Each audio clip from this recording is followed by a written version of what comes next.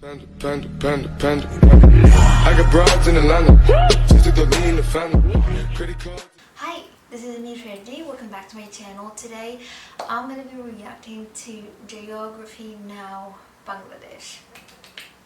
Like, I'm so excited about this one. I got this request. I was about to say reaction request a while ago, but I couldn't do it because I don't really have time. I'm really sorry about that. So finally, I'm here to react to this guy talking about Bangladesh. I only know the flag. I know like the country Bangladesh. I know the flag, but I have no clue about anything related to that country. So I'm here to learn new things. So let go.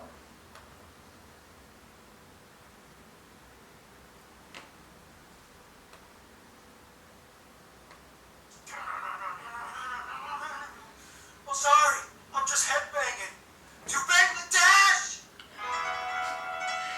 It's time to learn geography now! Hey peeps, I'm your host, Paul Barbato. Insert intro thing, because I didn't write anything. Let's dissect the flag. Okay. Now, you've probably seen this flag before and thought, who dipped the flag of Japan in a tub of algae? Well, it's not some green mutated version of Japan's flag, it's Bangladesh's. Essentially, the flag has a green field and red circle that is not in the center, but a little bit offset closer to the Yes. And the reason for this is so that it looks centered when the flag is waving in the air. Green represents the lush, fertile green interior of the land of Bangladesh. That was smart. Red represents the sun. Simple! Okay. Moving on. That was pretty simple. I understand. Now, this is going to be this. really fun because Bangladesh has some of the most confusing territories on the planet. First of all, the country is located in Asia, east of India, and almost completely. I only know this, actually. I only know that it's located in Asia, but like exactly where, no idea. Okay. Surrounded by India, including that narrow little city-Guri corridor, or the chicken's neck of India, the small but reasonably sized border with Myanmar in the Oh, southeast. Myanmar. I only know it also by like name and what's going on sometimes there. What happened, actually. Now, here at Geography Now, one thing we love are enclaves and exclaves because they are delightfully confusing. And it is with great honor that I present to you the country with the second most enclaves in the entire world, Bangladesh, right after India. When you hit the north of Bangladesh in the Rampur region, all hell breaks loose and suddenly you see this huge mess of territories that are sprinkled around the entire border, owned and marked by each side. It gets especially messy when you go to the north of the Tista River, by the Bengali town of Bengram, and see a smorgasbord of over 60 enclaves and exclaves scattered in a weird random order that makes no sense. Many of these enclaves I can see are this. first order and Yeah. second order enclaves. That's I can see that. inside of enclaves. And the world's only third order enclave, Holic, 51, a small crop field barely the size of 2 acres. This land is a piece of India within Bangladesh within India within Bangladesh. Talk about inception or landception. Okay. The Holic That's crazy. is actually owned by a Bengali farmer who lives on the Bengali side, even though the land kind of belongs to India. Most of these enclaves are farmlands that were owned by families mixed in with the area long before the borders were drawn by the British, which is why some areas don't relate their property to the other country. The Indian and Bangladeshi governments have announced their intentions to resolve the issue by swapping 162 enclaves by giving residents a choice of nationality. However, the process isn't really moving and is kind of stuck in a red tape limbo. As we'll soon find out, Bangladesh's land is shaped heavily by the landscape and immense river systems that flow through the entire country, like vital bloodstreams fostering life to the entire region. And by soon, I mean like right now. Okay. Last time we learned about Bahrain and found out that some countries have a problem getting water. Well, Bangladesh kind of has the complete opposite problem, and they have too much water. One thing you have to understand is that Bangladesh's largest resource is their rivers. In fact, the Bengal Delta is the largest delta in the world. The country has more transboundary rivers than anywhere else at 58. That's this means cool. that they share rivers with both India and Myanmar. Altogether, though, Bangladesh has about 700 main rivers, the largest ones being the Padma, or better known as the Ganges, India, and the Jamuna, or the Brahmaputra. This is actually pretty impressive considering that Bangladesh is only about half the size of the UK. Now, because of all the rivers and the silt deposits, natural irrigation and land cultivation is amazing. Bangladesh is an ecological gem. In fact, some of the most fertile soil in the world is found in Bangladesh, allowing them to grow thousands upon thousands of different crops, plants, and orchards. One thing they're especially known for growing is jute. I actually had no idea Jute. prior to making this video, I have found no out idea it's actually about the that. stuff they use to make ropes and burlap. Oh. See? I'm just like one of you. I'm learning. Bangladesh You're is smart. generally split up into two different separate regions. The low-lying flat delta, where most of the land is only at 10 meters or less above sea level, and the small hilly plains, mostly in the north, northeast, and southeast, like Chittagong. Speaking of Chittagong, Bangladesh has the world's longest uninterrupted beach in the world. Cox's Bazar.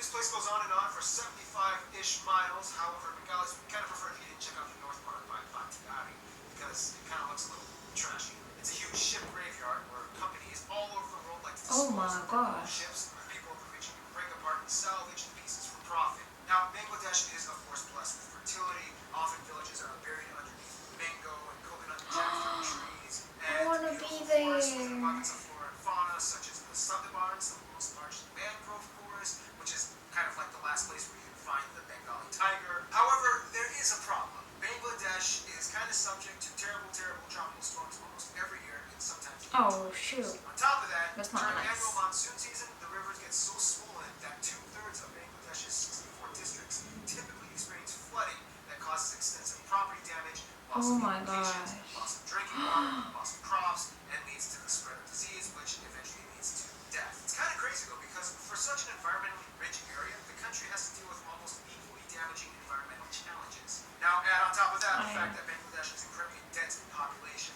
Let's talk about that. Really?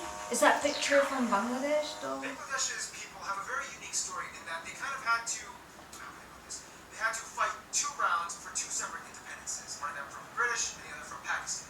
In the shortest, simplest way that I can put this, without boring you, and with cute little motion graphic animations so that you pay attention and you might actually learn something, Okay. Bangladesh was for a long time part of the British Empire. However, after the British left, they separated the region into 2 states and 3 regions. The predominantly Hindu state being India, and the predominantly Muslim state being West Pakistan and East Pakistan, which is now known as modern-day Bangladesh. West Pakistan administered East Pakistan, and the capital of the time was Karachi, and was also located in West Pakistan. Despite the fact that both Wow. sides were Muslim, they had very little in common both culturally and linguistically. East Pakistan eventually became furious because they felt as though they were being taken over by Pakistan, and especially angry when Pakistan tried to establish and institute Urdu as the official language, and almost nobody spoke it, as everybody there spoke Bengali. Wars, fighting, yada yada. They gained their independence in 1971 and joined the UN. Done. Once again, let me remind you guys, this is geography now. Not Done. Now, as mentioned before, Bangladesh is very dense in their population, with a population of about 160 million people. In fact, if you exclude the city-states like Singapore and Hong Kong, although Hong Kong is technically under Chinese sovereignty, Bangladesh I need is the most densely to populated watch country like in the things world about and Hong Kong. the eighth most populous. The country is predominantly Muslim, and about 86% of the adherents being Sunni. Oh. Sufi Oh, Muslim. About there 12% are? The remaining 2% are Muslim. I didn't even know that Now, there are surprisingly, like they all get along with each Muslims. other pretty well. But let's I find out guess. who else Bangladesh gets along with. Now, Bangladesh tries to maintain good ties with pretty much every country in the world and doesn't really typically choose sides when it comes to major world powers. Nepal is like a tactical threat to Bangladesh, and it's mostly based on strategic agreements. Nepal does good business, and Bangladesh gives them access to the ocean. The Maldives likes to hire Bengali people for work, especially with their huge tourism sector. About 40,000 Bengali workers live in the Maldives. Sri Lanka, the first king was said to have ancestors from Bangladesh, and the Bengali Buddhist community has sent Sri Lanka a gift from what are allegedly a few strands of Buddha's hairs and are worshipped objects on Hoya Day, a Buddhist holiday in Sri Lanka. Oh. Now, Myanmar has generally good relations with Bangladesh. However, there's a little controversy over the Rohingya people, a Muslim tribe living in the north part of Myanmar that are being attacked and persecuted by radical extremist Buddhists living in the area. That's right, you heard me. Radical extremist Buddhists. They do exist. Because of this, the Rohingya people have been flocking to Bangladesh as refugees, which has been causing them more and more drama as an already overpopulated and relatively poor country. Why The can't US people was and just still is live the in largest peace? provider I don't of understand. Bangladesh, and it is one of You the top you trading hate partners of someone, Texas. just One thing leave that him Bangladesh is like really good alone. at. I mean, have you seen the Why do you have to bother tags? yourself and It kill might others? just be from Bangladesh. However, Bangladesh is doing so well at developing their infrastructure that they've decreased their aid dependency from 85% in 1988 to about 2% in 2010. This is good Okay. for both countries. For the UK, yes, Bangladesh was part of the former British Empire, and even though they fought for independence and didn't like the British rule, British culture still permeated the Bengali culture over the years, and it is very evident even today. I mean, their favorite sport is driving Oh, on the side of the road, cricket. and English is the second most commonly spoken language. To this day, despite the historical tension, the two countries get along just fine and have strong diplomatic ties. In terms of their best friends, though, they more or less might consider Bhutan and India. Bhutan, they only have 2 embassies in I have no the idea entire about country. Bhutan One for though. India and one for Bangladesh. This is kind of huge, as we will soon find out in a future episode how incredibly isolated Bhutan is. Bhutan was the second I country wanna to know. recognize I wanna Bangladesh know as a that state as well. and has decided Should I watch it? to invest heavily in the Let me know in the country's comments down business. below. For India, it's funny because a predominantly Hindu country Well, I have to. defended a Muslim country from another Muslim country. They were the first to recognize Bangladesh as a state and supported them in the war against Pakistan. However, afterwards, they kind of got into a few squabbles themselves. Apparently, they didn't realize that after drawing the borders, they had to share, like, a lot with Aw. Bangladesh. Things started popping up, like the enclave disputes and the Ganges River irrigation drama, and complaints that too many Bengali people were living illegally in India. However, in the end, they get along pretty well and are always there to support each other. In conclusion, Nice. Bangladesh is blessed and cursed in so many ways, yet no matter what gets thrown at them, they always stay afloat when the flood comes, and when it dries up, they're ready to get right back up and plant those crops all over again. Stay tuned, Barbados is coming up next. Oh, what country is that? Ready to get right back up and plant those crops all over again. Stay tuned. Barbados. I have no idea about this country. I've never seen that flag before though. Anyway, that was really nice. That was like, I got like a lot of many information about like Bangladesh I didn't know before, and it's pretty interesting to know all this, even though like normally when you watch something like this you have to watch it at least twice so you can like grasp everything. For now I understood a general idea about where it's located, that people like the geography anyway, like things that he mentioned, but like to understand at a deep level I need to watch this like even more times. That was really cool though. Like I really respect actually this guy.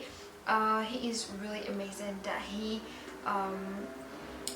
takes time actually to make videos like these to let people know about other countries, and people should watch these videos because normally sometimes when you speak many times actually, oh my god, it's scratching, it's itchy, scratching.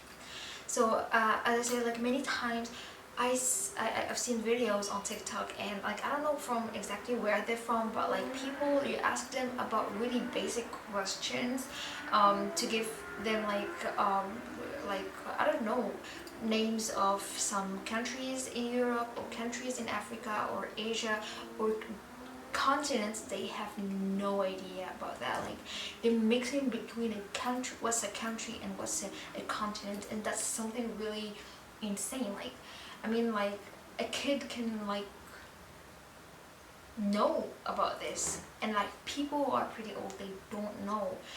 Teenagers, adults, like they don't know. I'm not saying everybody, but like there are people like that, and probably you've seen people like that before. So for people, for countries that they are very like well known, and like you hear that about them all the time on TV or media and things, they're known. But like some countries, you don't really exactly know where they're located. So for example, like this Barbados, I've never heard of this before. Bangladesh, I know the country, I know the flag, but I know that it's located in Asia, but like I've never been exposed in a way to their like culture or anything. So it's a really nice thing to do actually, to watch videos like this. So I'm gonna keep on making more videos of geography now to know more about other countries, even though I know them, but I don't know like their history or anything. Of course, like I cannot know everything, of course, so it's good to watch these. So yeah, if you want me to react to any other countries, let me know in the comments down below. So I really enjoyed this. Thank you so much for requesting. Thank you guys so much for watching. See you guys soon. Bye.